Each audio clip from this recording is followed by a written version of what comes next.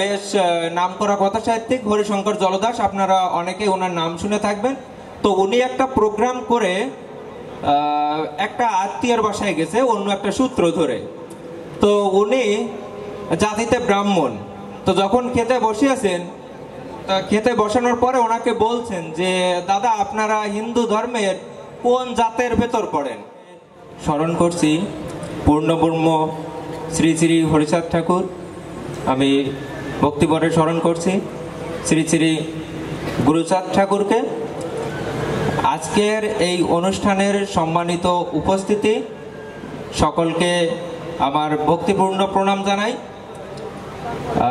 আমাকে আগেই দাদা পরিচয় করিয়ে দিলেন যে আমি খুলনা বিশ্ববিদ্যালয়ের শিক্ষক এবং আমি হচ্ছে খুলনা বিশ্ববিদ্যালয়ের সবথেকে নবীনতম শিক্ষক, এবং আমাকে মাঝে মাঝে খুব বিড়ম্বনায় পড়তে হয়। যেমন আমাদের বিশ্ববিদ্যালয়ে ক্যাফেটেরিয়া আছে, যেখানে শিক্ষকরা বসেন, আলাদা একটা জায়গা আছে। তো মাঝে মাঝে আমাকে বলে যে ভাই এখানে তো শিক্ষকরা বসেন। তো আমি বলি যে আমিও একটু বসি, দেখি কি হয়।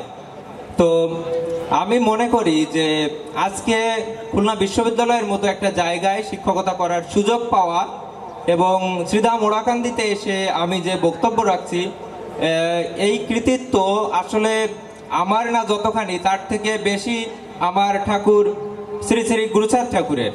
কারণ গুরুচাঁদ ঠাকুর না চাইলে আমরা নমশূদ্ররা, অর্থাৎ ডোম চণ্ডাল, আমরা কখনো শিক্ষার সুযোগ পেতাম না।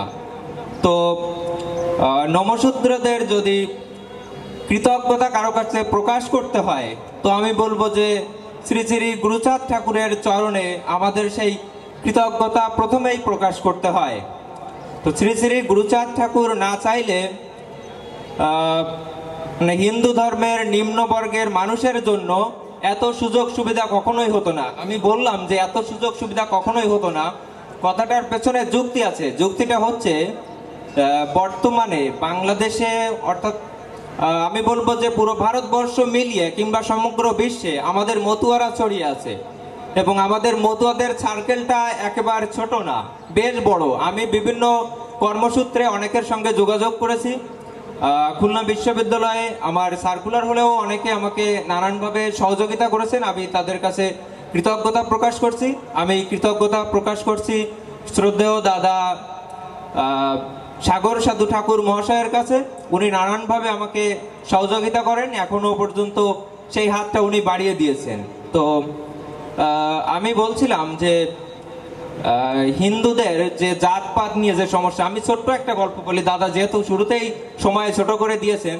তো জাতপাত নিয়ে যে সমস্যা আমরা অনেকটা কাটিয়ে উঠেছি, তারপরও এখনো মাঝে মাঝে এমন কিছু ঘটনা ঘটে যেগুলোর জন্য যারা নিম্নবর্গের মানুষ তারা আশাহত হয়। তো মানবিকতার চর্চার জায়গায় এই ঘটনাগুলো যারা ঘটান, তারা এগুলো কোন জায়গা থেকে ঘটান আমি জানি না। তো আমি এই মুহূর্তে একজন বাংলা সাহিত্যের একজন কথা সাহিত্যিক, বর্তমানে যিনি বেশ নামকরা কথা সাহিত্যিক হরিশঙ্কর জলদাস, আপনারা অনেকে ওনার নাম শুনে থাকবেন। তো উনি একটা প্রোগ্রাম করে একটা আত্মীয়র বাসায় গেছে অন্য একটা সূত্র ধরে। তো উনি জাতিতে ব্রাহ্মণ। তো যখন খেতে বসিয়েছেন, খেতে বসানোর পরে ওনাকে বলছেন যে দাদা আপনারা হিন্দু ধর্মের কোন জাতের ভেতর পড়েন। তো এই প্রশ্ন করেই থেমে যাননি, বলছে হিন্দু ধর্মের ভেতরে তো অনেক অজাত কুজাত আছে। তো খেতে বসাই দিয়ে এই কথা বলছেন। তো তখন ওই কথার প্রতিবাদ করতে গেলে তো খাওয়া ছেড়ে দিয়ে উঠে আসতে হয়। তো খাওয়া দাওয়া শেষ করছেন, শেষ করে যখন ওই বাড়ি থেকে বেরিয়ে আসবেন, তখন ওই বাড়ির গিন্নি পূজা করছেন। তো উনি জাতিতে, মানে হিন্দু ধর্মের যে বর্ণ বিভাজন, সেখানে উনি হচ্ছে মালো।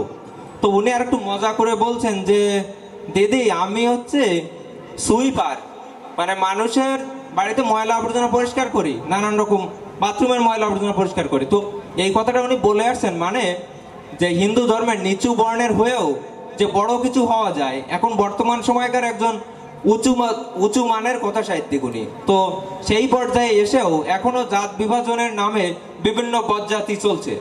তো আমি বলবো যে হিন্দু ধর্মের শত্রু হচ্ছে হিন্দুরা। আমি যদি আর একটু ক্লিয়ার করে বলি, তাহলে বলবো যে হিন্দু ধর্মের নিম্নবর্গের শত্রু আছে হিন্দু ধর্মের নিম্নবর্গের হিন্দুরা। আর যদি আরো ক্লিয়ার করে বলি তাহলে বলবো যে মতুয়াদের শত্রু আছে মতুয়ারা। মানে মতুয়াদের ভেতরে আমরা বলছি যে যে জাতির দল নাই সে জাতির বল নাই, দল অবশ্যই প্রয়োজন। এবং এই দলভুক্ত হয়ে যে মানুষ হচ্ছে গোষ্ঠীবদ্ধ হয়ে যাচ্ছে, মানে দল বলতে গোষ্ঠী বুঝাচ্ছে, কিন্তু আসলে দল বলতে একটা দল, সেখানে মতুয়ারা সব থাকবে, কিন্তু মতুয়ারা হয়ে যাচ্ছে গোষ্ঠীবদ্ধ, মানে একজন মতুয়া আরেকজন মতুয়ার নিন্দামন্দ করছে। তো আমরা যুব সমাজের কাছে আহ্বান রাখবো যে ছাত্র যুব সমাজ সবাই মিলে যাতে এই গোষ্ঠী বিভাজন থেকে মুক্ত হয়ে আমরা একটা নির্দিষ্ট দল গড়ে তুলবো এবং সেই দলটা হবে মতুয়ার দল। তো সবাই আমার জন্য আশীর্বাদ করবেন। আমি আমার সংক্ষিপ্ত শুভেচ্ছা বক্তব্য এখানেই শেষ করছি। নমস্কার।